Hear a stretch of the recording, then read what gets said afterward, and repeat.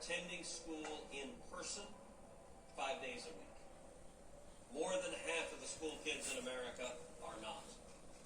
It's been now nearly a year since the COVID lockdowns began.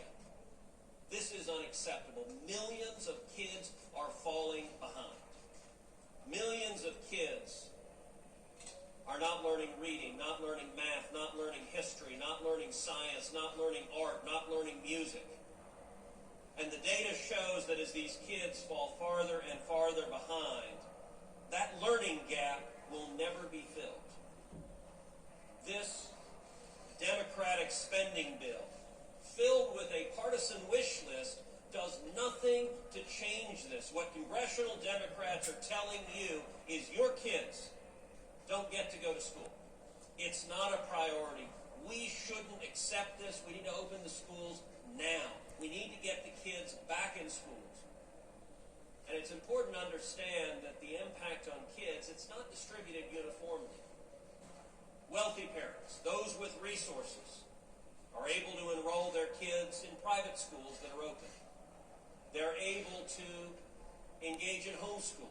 They're able to hire tutors to work with their kids. But low-income children are being abandoned by this Democratic monstrosity of a bill.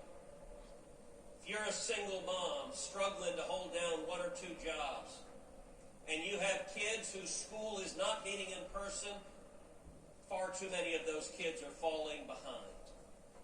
We need to say enough is enough. You know, Joe Biden and the Democrats like to say follow the science. Well, here the science is clear. The CDC has told us kids should be back in school. It is hurting kids. We're seeing more youth depression, more youth suicides. We're seeing more child abuse.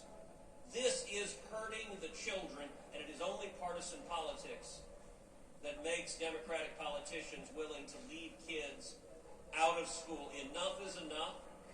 This bill doesn't fix it. I'm introducing an amendment that says if your schools are shut down, if your kids are not able to go to in-person school, then you're eligible for a grant, a scholarship grant to get your kids in school.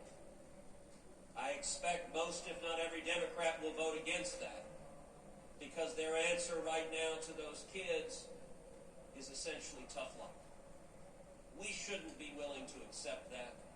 We should stand for the children in our country who need an education, and we should insist that they get access to a good quality education now. We need to open schools now.